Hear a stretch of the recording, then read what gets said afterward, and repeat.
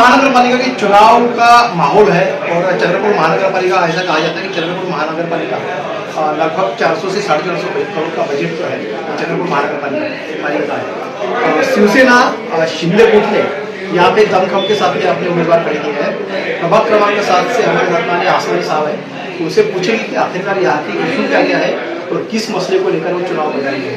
Sir, issue को लेकर आप मैदान में। मैं रवि धर्मराज आसवानी शिवसेना शिंदे गढ़ से प्रभाग क्रमांक 7 से डरगढ़ से उम्मीदवारी डाला हूँ मैंने।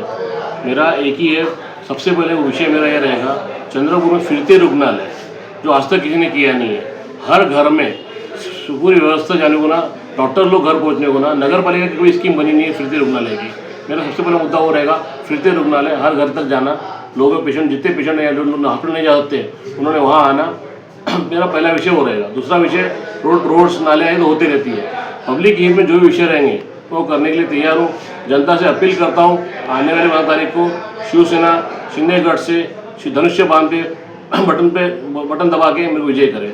सर, आपके प्रभाग का ग्राउंड रिपोर्ट हमने किया था, वहाँ पे ऐसा कहा जाता है कि वहाँ पे 10-10, 15-15 साल से पार्षद है, लेकिन बावजूद भी वहाँ की स्थिति जो है वो बहुत ही बद से बदतर है। वहाँ पे जानवर भी नहीं कोई रह पाता। ऐसे इसमें आप वरीयता के हिसाब से, प्रायोरिटी के हिसाब से खंजरपुरा का एरिया का मसला कैसे हल करेंगे? खंजर मोहल्ले में आने से 7 साल पहले वहाँ एक रोड नहीं था, एक नाली नहीं थी। ये मेरे 7 साल के कार्यकाल में आने वाले में वहाँ रोड्स नाले सब कुछ बन गया है।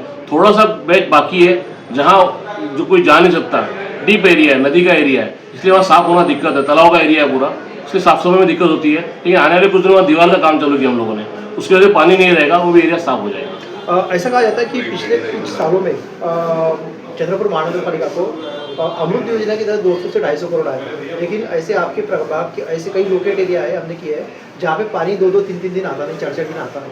इस मसले को लेकर आप कैसे देखते हैं? मैं जनता से अपील करूंगा आने वाले साल भर में, एक्चुअली पानी की अमृत पाइपलाइन हो गई है लेकिन टांकी को ज्वाइन नहीं किया हुआ है। टांकी को ज्वाइन करने के बाद हम लोगों ने पानी इरा डैम से जो मांगे हैं उन्होंने उतना दिया नहीं हमको।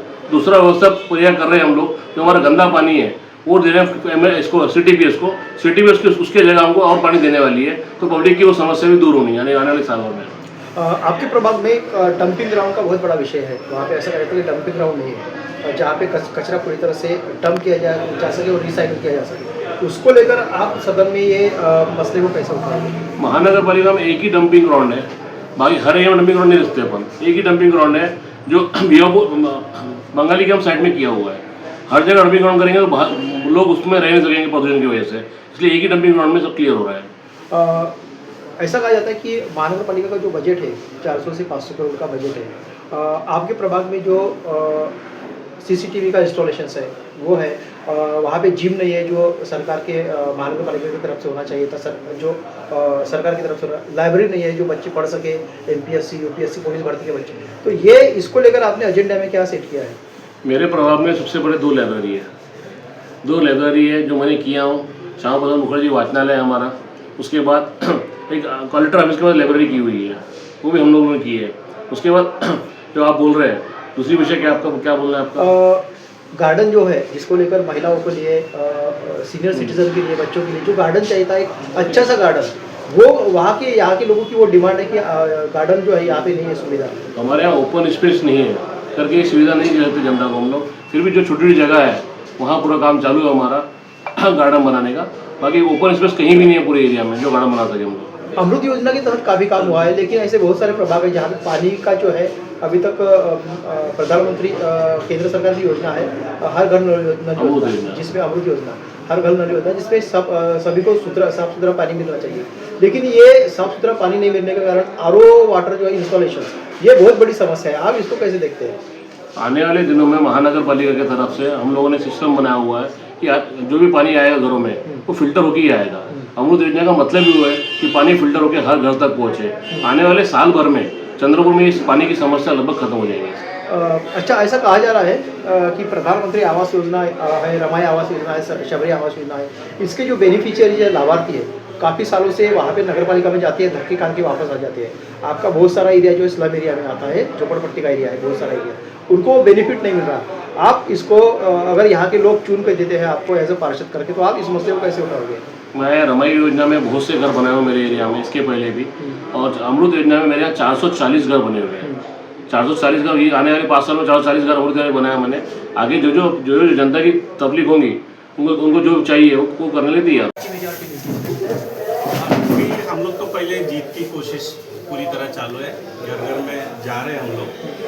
पहले चुन के ज़्यादा से ज़्यादा कैंडिडेट्स हम लोग लाएंगे, फिर उसके बाद डिसाइड होगा। जैसा हमारा अलायंस है तो मोस्टली हम लोग अलायंस के साथ में ही रहेंगे। शिंदे साहब की जो योजना थी तालिम बनी हुई, ऐसा कहा जाता है कि उसका जो फायदा है नगर पालिका के चुनाव में भी हुआ था शिंदे गुट को। आपको लगता है कि महानगर पालिका नागपुर चंद्रपुर में या बाकी सारी जगह भी होगा इसका फायदा? बिल्कुल, क्यों नहीं। वो ऐसी योजना है कि जिसके कारण महिलाओं को आर्थिक सहायता मिली है, डेफिनेटली हमको बहुत उसका फायदा होगा। कितनी सीटें आएगी ऐसा आपको लगता है कि शिंदे गुट? मोस्टली हम लोग 9 सीट लड़ रहे हैं, तो सिंपल है, हम लोग 9 का तो दावेदार है हम लोग है। अच्छा, 100 to 100%। अच्छा, ऐसा कहा जाता है कि शिंदे गुट के जो कुछ लीडर है, मतलब यहाँ के, उसमें आपस में जो है डिफरेंसेस है, जिसके कारण जो है थोड़ा ये आ रहा है, दिक्कतें आ रही प्रचार में। ये डिफरेंसेस आप कैसे दूर करोगे?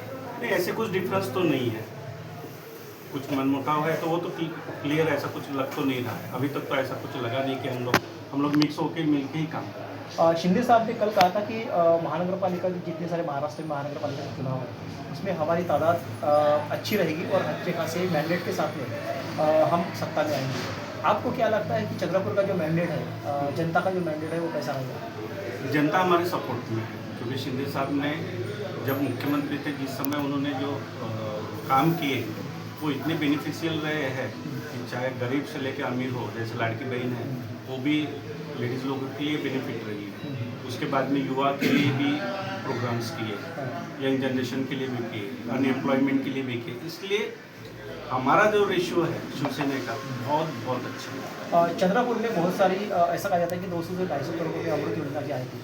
बावजूद भी कुछ ऐसे एरियाज़ है अन्य लोकेट के जहाँ पे पानी की दिक्कत है, पानी नहीं आ रहा है, कई महीनों से पानी नहीं आ रहा है।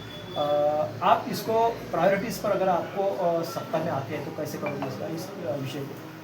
पहले मुद्दा हम लोग लेंगे, जहाँ काम नहीं हुए पहले कोशिश करेंगे वो पहले काम कंप्लीट करें, फिर आगे की बाकी की योजनाएं हम उस योजना की तरफ पहले ध्यान देने के लिए हम लोग यूनिटी से उसकी तरफ ध्यान देंगे।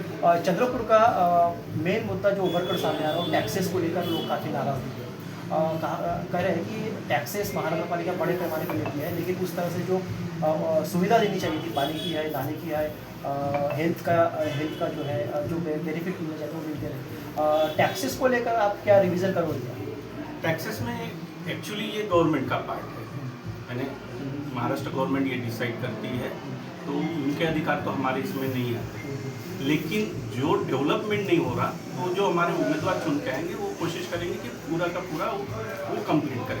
पिछले कई महीनों से चंद्रपुर में काफ़ी इंडस्ट्रियल डेवलपमेंट हो रहा है, बावजूद पर्यावरण जो है, एनवायरनमेंट जो है वो बड़े पैमाने पर उभर के सामने आया, जिसके कारण कैंसर, दमा, हार्ट पेशेंट जैसी काफ़ी बड़ी बीमारी लोगों को सामना करना पड़ता है। अभी कैंसर हॉस्पिटल बना, इसी कारण आप इसको लेकर कैसे एनवायरनमेंट को बैलेंस करने के लिए आप कैसे कदम उठाओगे? आने वाले ये जैसा चुनाव होने के बाद हम लोगों ने ये डिसाइड किया है कि अभियान एक चालू करेंगे अगेंस्ट द जो पोल्यूशन हो रहा उसके अगेंस्ट में जो फैक्ट्री है पोल्यूटेड कर रही है उसके लिए अभियान शुरू करेंगे, आवाज़ उठाएंगे, जनता से ही वो आवाज़ उठाएंगे। क्योंकि आज ये फैक्ट है कि कैंसर का प्रमाण चंद्रपुर में सबसे ज़्यादा हो रहा है और वो रीज़न है पोल्यूशन। जीत को लेकर कितने आश्वस्त हो, क्या अपील करोगे आप जनता से?